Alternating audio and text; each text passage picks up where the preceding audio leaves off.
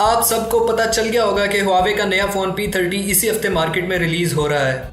इस फ़ोन में हुआवे ने पेरिस्कोप कैमरा इंस्टॉल किया है, जिससे ली जाने वाली तस्वीरें इतनी हाई क्वालिटी की होगी कि आप इसको 5 टाइम्स भी जूम करेंगे तो इमेजेस की क्वालिटी ख़राब नहीं होगी।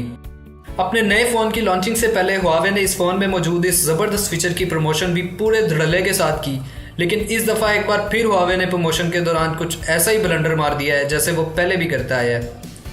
हाल ही में हुआवे के consumer group CEO Richard you ने अपने सोशल मीडिया अकाउंट पे कुछ पोस्टर्स अपलोड किए जो हुआवे P30 के पेरिस्कोप कैमरा वाले फीचर की प्रमोशन के लिए इस्तेमाल किए गए, लेकिन पता चला कि ये इमेजेस हुआवे के नए फ़ोन P30 से नहीं ली गई, बल्कि इन 9 तस्वीरों में से कुछ तस्वीरें कई साल पहले से इंटरनेट पर मौजूद थी। यहाँ तक कि एक तस्वीर तो 2009 में अपलोड की गई थी। हुआवे के एक पोस्टर में जो लावे वाली इमेज इस्तेमाल की गई है वो 2009 में खींची गई थी और गेटी इमेजेस पे मौजूद है। इसी तरह एक पोस्टर में जो इमेज इस्तेमाल की गई है वो फोटो एक प्रोफेशनल फोटोग्राफर जे कॉल्सन ने कुछ साल पहले अपने DSLR कैमरे से खींची थी और ये तस्वीर जे कॉल्सन की वेबसाइट पर भी मौजूद है।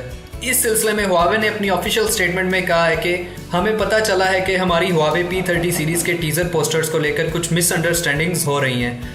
हम दोबारा ये बात वाज़ेह करना चाहते हैं कि ये सिर्फ टीजर पोस्टर्स हैं जो हुआवे P30 सीरीज के ज़बरदस्त और यूनिक फीचर की हिंट देने के लिए इस्तेमाल किए गए हैं। हुआवे ने लाइसेंस खरीद कर ये तस्वीरें इस्तेमाल की हैं। हम मीडिया के बेहद शुक्रगुजार हैं कि उन्होंने हमारे पोस्टर्स में दिलचस्पी ली।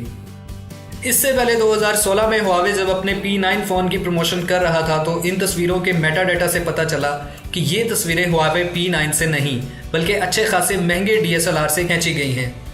2 साल बाद हुआवे ने फिर इसी तरह का ब्लंडर किया जब हुआवे के फ़ोन नोवा 3 की प्रमोशन के लिए काम करने वाली मॉडल ने अपने इंस्टाग्राम पे तस्वीरें अपलोड की और शायद गलती से बता भी दिया कि जो तस्वीरें हुआवे अपने फ़ोन की कमर्शियल में इस्तेमाल कर रहा है ये तस्वीरें DSLR से खींची गई थी।